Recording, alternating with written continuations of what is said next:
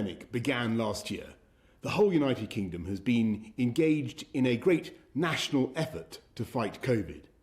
And there's no doubt that in fighting the old variant of the virus, our collective efforts were working and would have continued to work.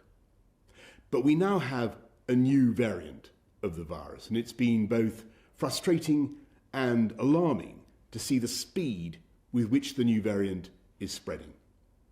Our scientists have confirmed this new variant is between 50 and 70% more transmissible. That means you're much, much more likely to catch the virus and to pass it on. As I speak to you tonight, our hospitals are under more pressure from COVID than at any time since the start of the pandemic. In England alone, the number of COVID patients in hospitals has increased by nearly a third in the last week to almost 27,000. And that number is 40% higher than the first peak in April. On the 29th of December, more than 80,000 people tested positive for COVID across the UK, a new record. The number of deaths is up by 20% over the last week and will sadly rise further. And my thoughts are with all those who've lost loved ones. With most of the country already under extreme measures, it's clear that we need to do more together to bring this new variant under control while our vaccines are rolled out. In England, we must therefore go into a national lockdown which is tough enough to contain this variant. That means the government is once again instructing you to stay at home. You may only leave home for limited reasons permitted in law, such as to shop for essentials, to work if you absolutely cannot work from home, to exercise, to seek medical assistance, such as getting a COVID test, or to escape domestic abuse. The full details of what you can and can't do will be available at gov.uk/coronavirus. If you are clinically extremely vulnerable, we're advising you to begin shielding again, and you will shortly receive a letter about what this means for you.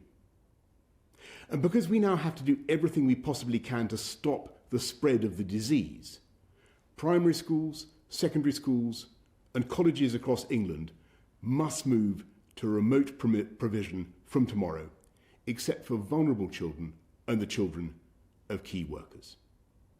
Everyone will still be able to access early years settings such as nurseries.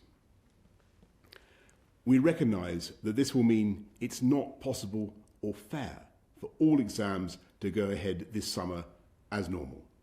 The Education Secretary will work with Ofqual to put in place alternative arrangements. We will provide extra support to ensure that pupils entitled to free school meals will continue to receive them while schools are closed, and we will distribute more devices to support remote education.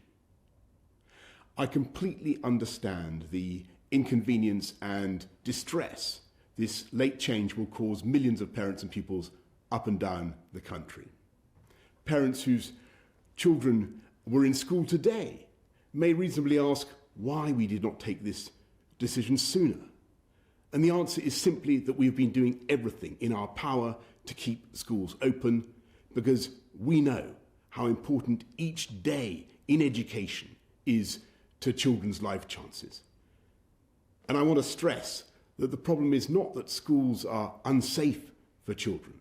Children are still very unlikely to be severely affected by even the new variant of COVID. The problem is that schools may nonetheless act as vectors for transmission, causing the virus to spread between households. Today, the United Kingdom's chief medical officers have advised that the country should move to alert level 5, meaning that if action is not taken, NHS capacity may be overwhelmed within 21 days. Of course, there is one huge difference compared to last year. We're now rolling out the biggest vaccination programme in our history.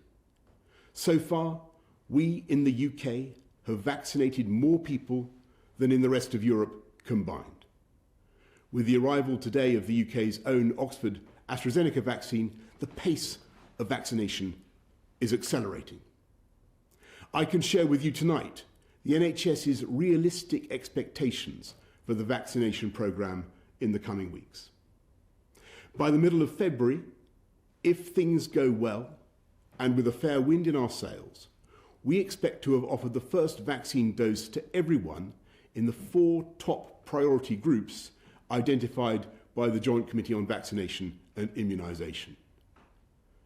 That means vaccinating all residents in a care home for older adults and their carers, everyone over the age of 70, all frontline health and social care workers, and everyone who is clinically extremely vulnerable. If we succeed in vaccinating all those groups, we will have removed huge numbers of people from the path of the virus.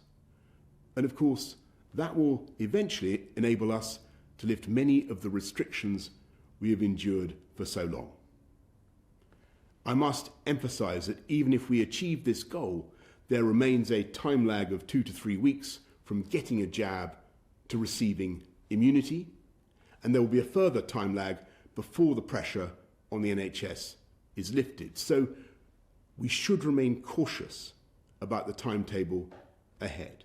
But if our understanding of the virus doesn't change dramatically once again, if the rollout of the vaccine programme continues to be successful, if deaths start to fall as the vaccine takes effect, and critically, if everyone plays their part by following the rules, then I hope we can steadily move out of lockdown, reopening schools after the February half-term and starting cautiously to move regions down the tiers.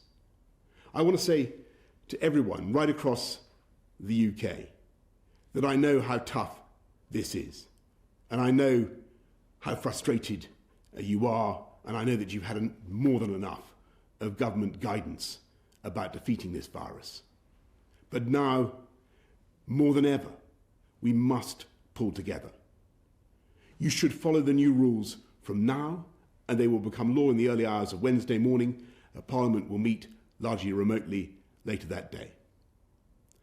I know that the devolved administrations in Scotland, Wales and Northern Ireland share my conviction that this is a pivotal moment and they're taking similar steps. The weeks ahead will be the hardest yet, but I really do believe that we're entering the last phase of the struggle, because with every jab that goes into our arms, we are tilting the odds against COVID and in favour of the British people. And thanks to the miracle of science, not only is the end in sight, but we know exactly how we will get there. But for now, I'm afraid you must once again stay at home, protect the NHS, and save lives. Thank you all very much.